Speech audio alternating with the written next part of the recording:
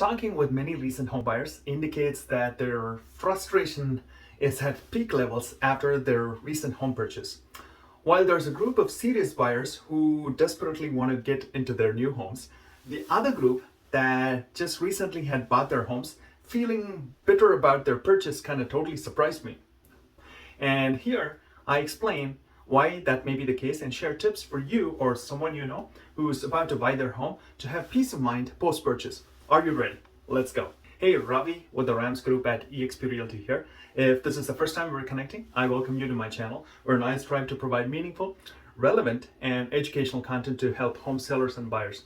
And today's video is specifically going to be focused on the home buyer. And I am seeing this widespread buyer remorse, which is a little tough to ignore.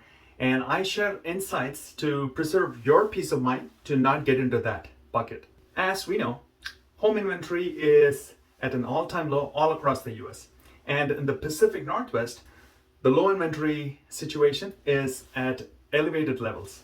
So what this low inventory situation coupled with the interest rates that are soon going to rise is doing is it's creating an FOMO, or fear of missing out feeling in the buyer's minds, which is making them overbid on the homes.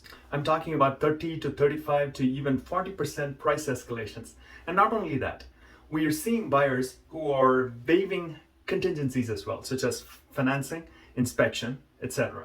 Now, without a home inspection of any sort, this is making buyers get into the homes that are not up to snuff, and this is making the buyers continue to spend money like crazy post-purchase on fixing up things with the home.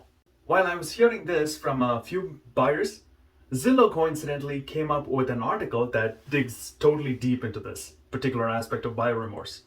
Now, I've included the link to the actual survey in the description below. Now, looking at the big picture, I quickly realized that this may not be something that is just happening locally. If a company as big as Zillow is putting time, money, and resources into researching the buyer remorse aspect, it should be a widespread phenomenon rather than being localized. Now, taking a closer look at the Zillow survey indicated that almost 3/4 of the home buyers who had successfully purchased their home in the past 2 years said that they had a few regrets about the home they bought. Yeah. And about 1/3 of the new buyers said they regret buying a home that needs more work or maintenance than they expected. And another third said that they bought a home that was too small or did not fit their family's needs. Now, picking the two key points from the survey, which is the buyers rushing into their purchases, paying increased prices for the homes that were less than ideal, and or homes that needed more work or maintenance than the buyers actually expected after they moved in. Now, to help with the first issue, which is picking your ideal home, I've included a checklist below in the description that helps you strategize your home search based on the must-haves, nice-to-haves, and don't cares. Now, having a checklist of priorities will help you focus on what is important to you in a home. Now, the list, besides adding structure to the process, will help you focus on your priorities, okay? Moving on to address the second issue, which is the home maintenance part post your purchase. You have a few options here, which I'd like to highlight. Now, doing a home inspection prior to you submitting your offer is one way. Now, by the way, home inspection aspect is playing out in different ways in today's competitive market. Now, I covered 3 scenarios specifically using a seller procured inspection, or you getting your own inspection, or a third pivot, which is the variation of the first two, which I'd like to explain. Number 1, seller procured inspection. Now, some sellers are doing a pre-inspection before they list their homes for sale. Now, you as a buyer will have access to this report. However, you have to be aware that this inspection was seller procured and the inspector was hired by the seller as well.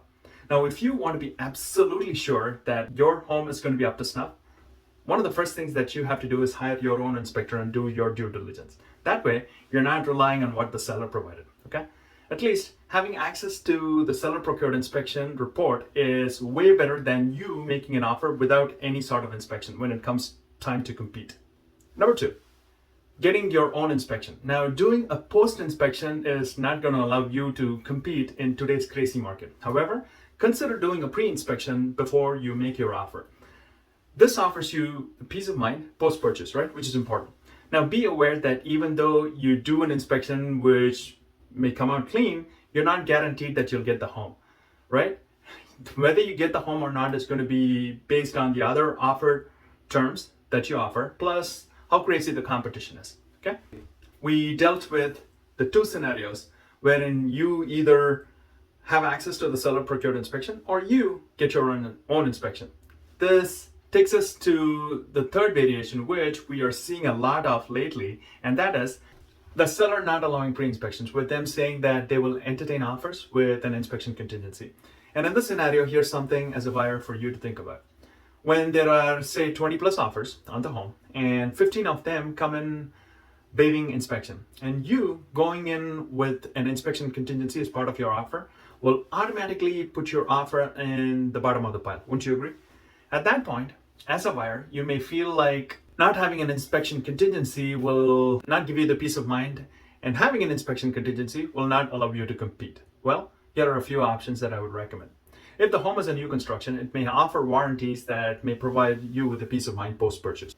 And number two is, if the home is a resale and old, was the builder locally well known, and do they normally not cut corners and focus on the quality of the construction? And number three, look closely at what the sellers have disclosed in the seller disclosure. And finally, number four, were there any issues you found during the home's preview or your walkthrough? While all these are due diligence items, just be aware that nothing can replace a home inspection by a qualified and licensed home inspector. Okay. Now coming back to the Zillow's survey, it also found that buyer burnout is becoming increasingly common, with most buyers being priced out.